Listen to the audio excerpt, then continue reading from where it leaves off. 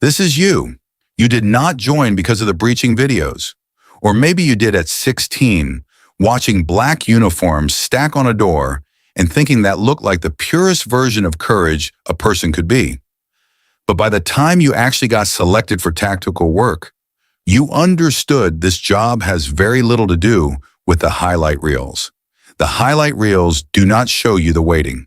Level 1, SWAT candidate. In most departments, there is no direct path into SWAT from the academy.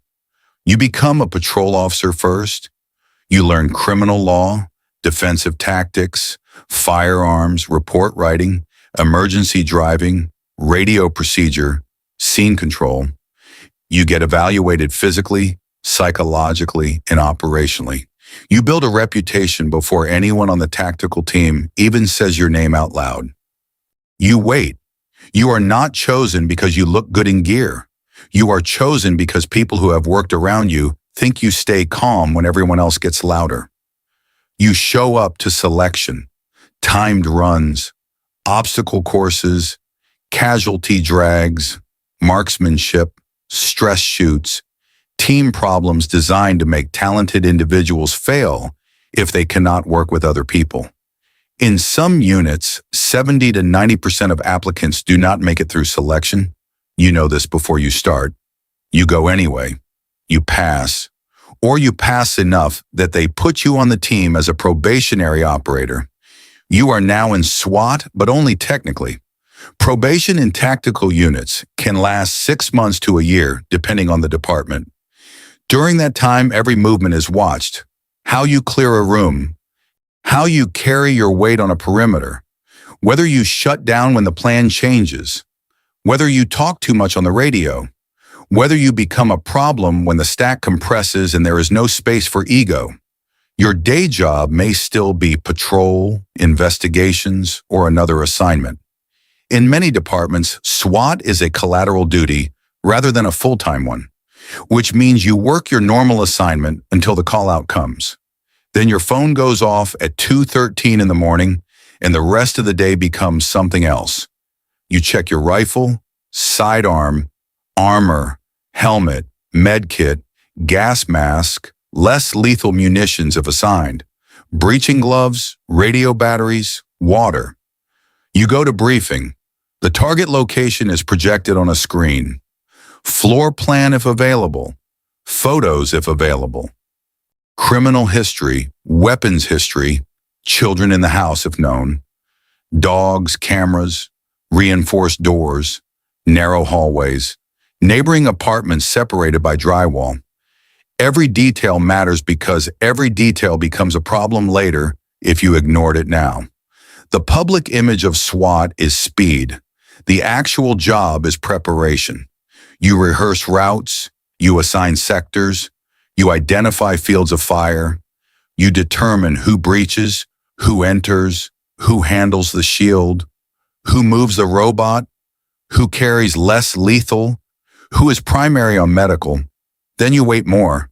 Staging, movement orders, updated intelligence, delays, a suspect who has not come home yet, a warrant that is still being signed, a negotiator trying one last phone call.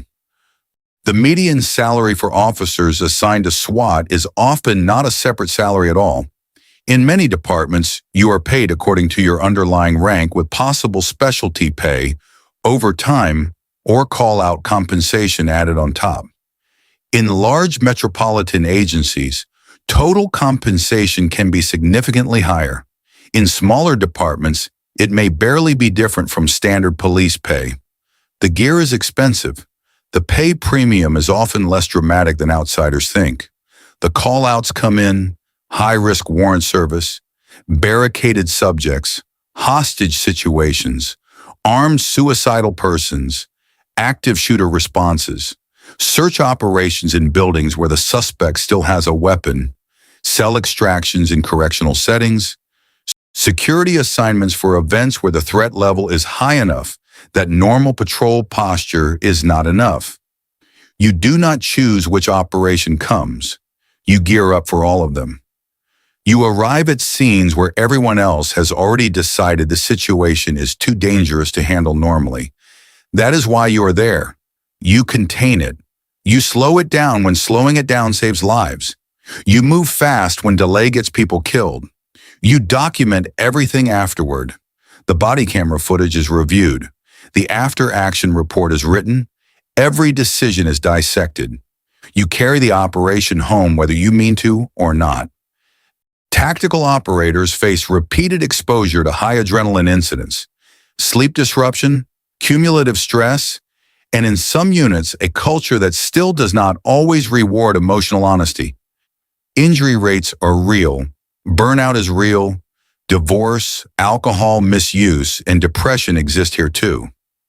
This is documented. It is not discussed enough. After a few years on the team, some operators start thinking about what comes next. Level 2, Senior Operator. This is not always a formal rank in the department hierarchy. In many teams, Senior Operator is a role earned through time, competence, and trust rather than a stripe on your sleeve. But it carries status, influence, and the kind of responsibility that changes how you experience every operation. You were not given this because you stayed long enough. You were given it because newer operators started looking at you before they looked at the team leader. You know how to move in a stack without creating friction. You know when a plan is weak before anyone says it. You know how to read a hallway, a staircase, a suspect's hesitation, a teammate's breathing.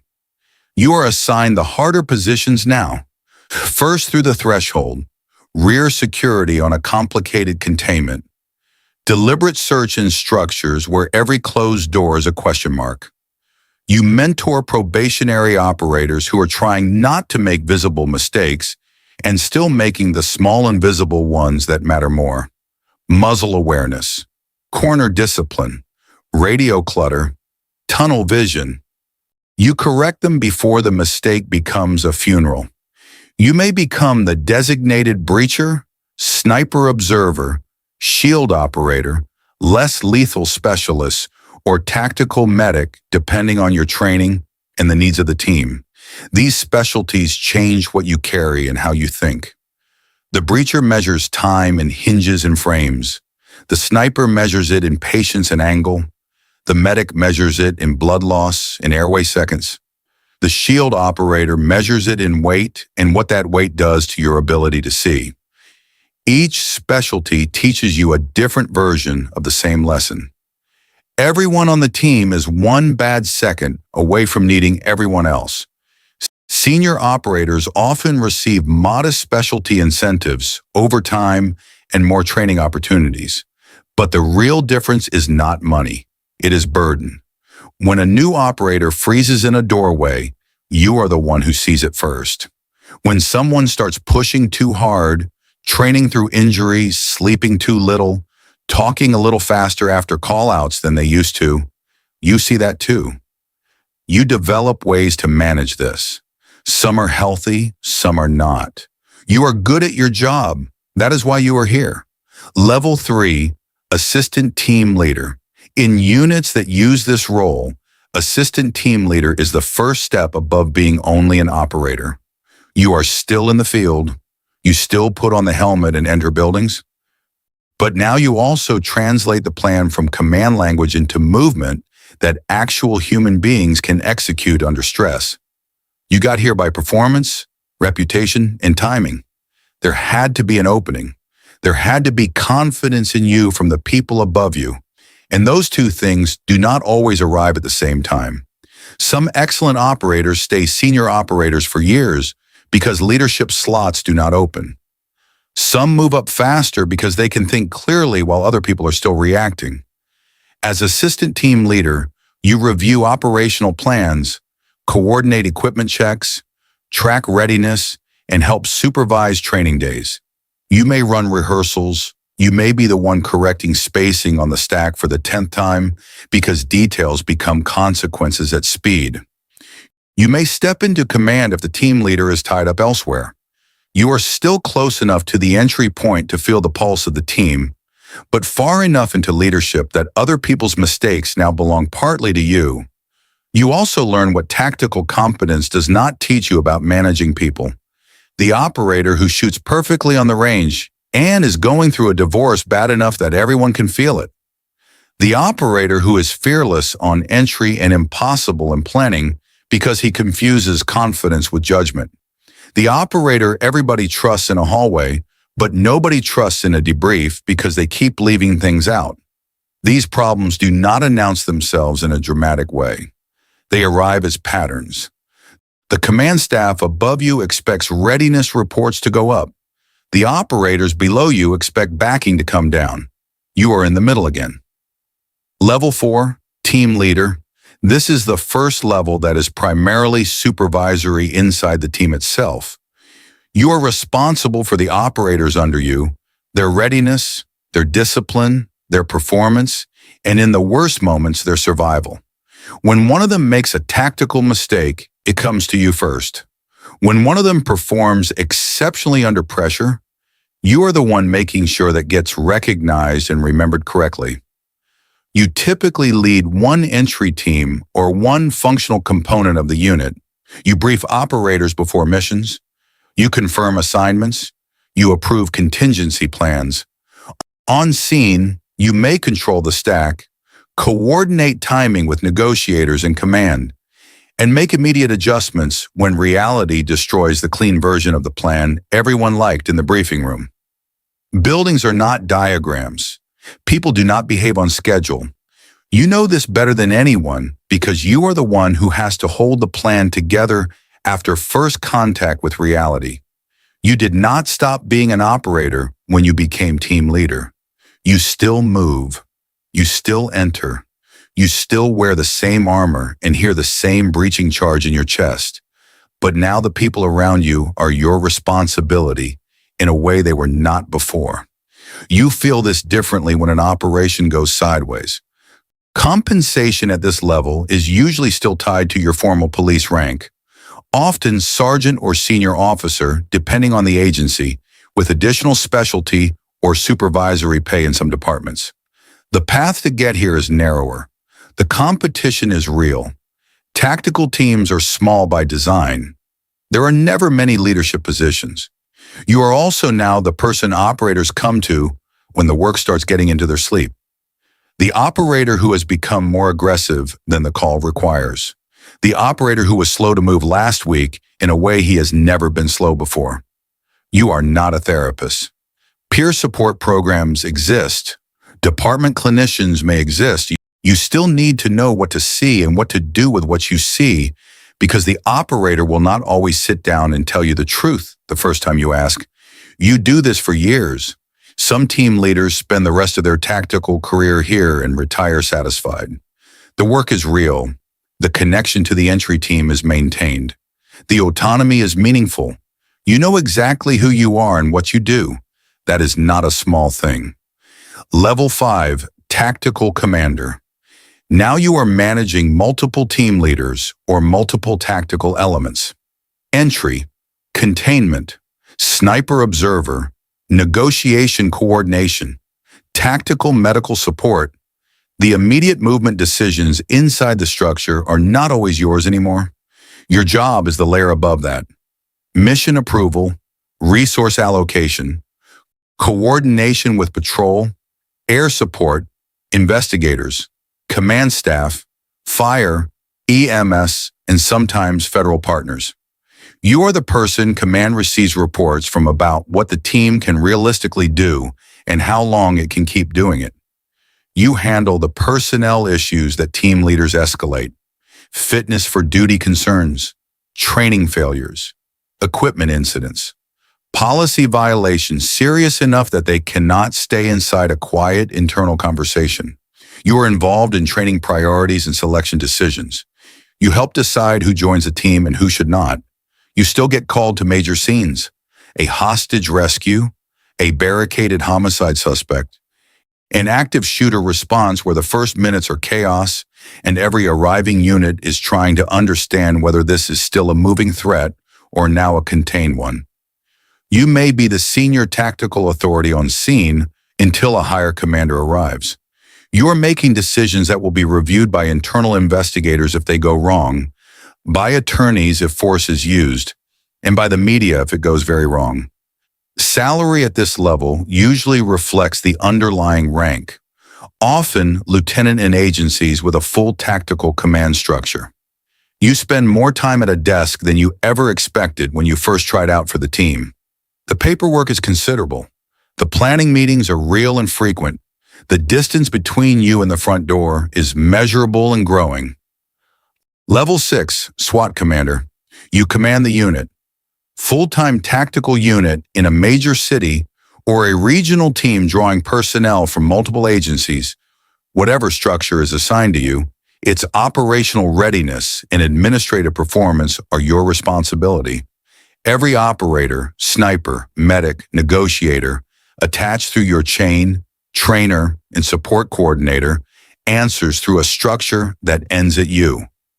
You are accountable for the unit's budget, training standards, equipment replacement cycles, use of force compliance, deployment tempo, readiness metrics, and relationship with the rest of the department. You are the person who explains to command why a new armored vehicle is needed, why night vision maintenance cannot be postponed another fiscal year, why breaching charges require stricter storage, why sniper schools matter, why sending exhausted operators to one more call-out is a bad idea, even when the city still expects results. You are also the person who appears at briefings after controversial deployments. Why the team served this warrant, why the operation happened at that hour, why chemical agents were used, why they were not. You answer to deputy chiefs and legal advisors, and sometimes to elected officials who have opinions about tactics without ever having stood in a hallway at the point of entry. You are no longer an entry operator in any meaningful operational sense. You are an executive who happens to command people in helmets. The job requires the administrative skill of a senior manager, the credibility of someone who has done tactical work for years, and the restraint to know that loving the mission is not the same as needing to deploy. Your compensation reflects your formal rank, often captain or equivalent in larger agencies, with variation by city and department. You have operators in your unit who are struggling, operators who are excellent, operators who are somewhere in between and need specific attention. You are now too far from the stack to fully provide that directly. You depend on your team leaders to see what you cannot see anymore. You have watched probationary operators become senior men on the team. One is now a team leader. Another runs sniper training. You know what they were like when they were still trying too hard to prove they belonged. You know what the work made of them. You hope it was more good than bad. Level 7, Deputy Chief over Special Operations. You are in executive command now. Tactical operations, specialized response, explosive ordnance coordination, aviation support, dignitary protection, and other specialty functions may all run through your bureau, depending on the agency. You are the chief's senior operational subordinate for a portfolio where mistakes become headlines quickly and quietly. Successful work is often never discussed at all. At this level, the decisions carry agency-wide consequences. Policy changes affecting when tactical teams deploy, budget decisions affecting how many operators can be trained, strategic choices about regional cooperation, armored vehicle replacement, drone integration, crisis negotiation staffing, and whether the department's threshold for using specialized units is becoming too low, too high, or simply inconsistent. You are no longer managing entries. You are managing the institution that manages entries. The relationship between the tactical unit and city government is something you navigate constantly. The mayor's office has opinions about visibility and optics. The city council has opinions about cost.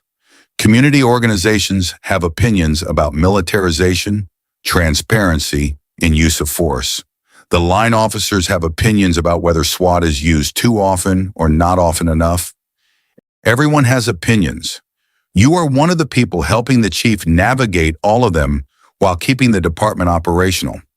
Your salary reflects executive rank and in larger agencies can be substantial. You have been doing police work for 20 years or more. You have seen tactical doctrine change. You have seen equipment improve. You have seen some lessons learned in blood and some forgotten in budget meetings. You have also seen operators come into this work with purpose and leave it carrying things they do not discuss outside the unit. You have your own version of that accounting. You do not discuss it at press conferences. Level 8, Chief of Police, the top. In some agencies, tactical command reports through assistant chiefs, bureau chiefs, or commissioners. In most city departments, the final authority still ends with the chief. You are the highest-ranking sworn officer. You set the direction.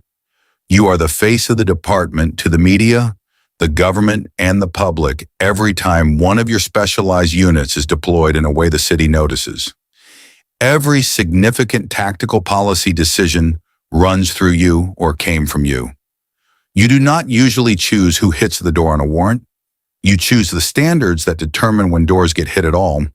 You are appointed, not simply advanced by seniority, which means your position exists at the intersection of policing, law, public perception, and politics in a way that no tactical school ever prepared you for.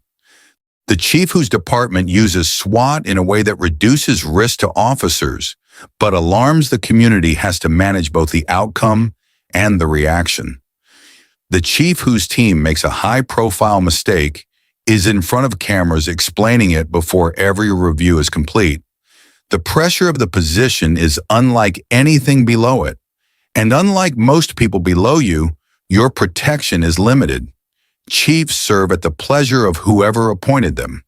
The political reality of the position is absolute. Chief compensation varies widely by city and department, but in major agencies, it can be substantial. You started as a patrol officer, hoping you might someday test onto the tactical team.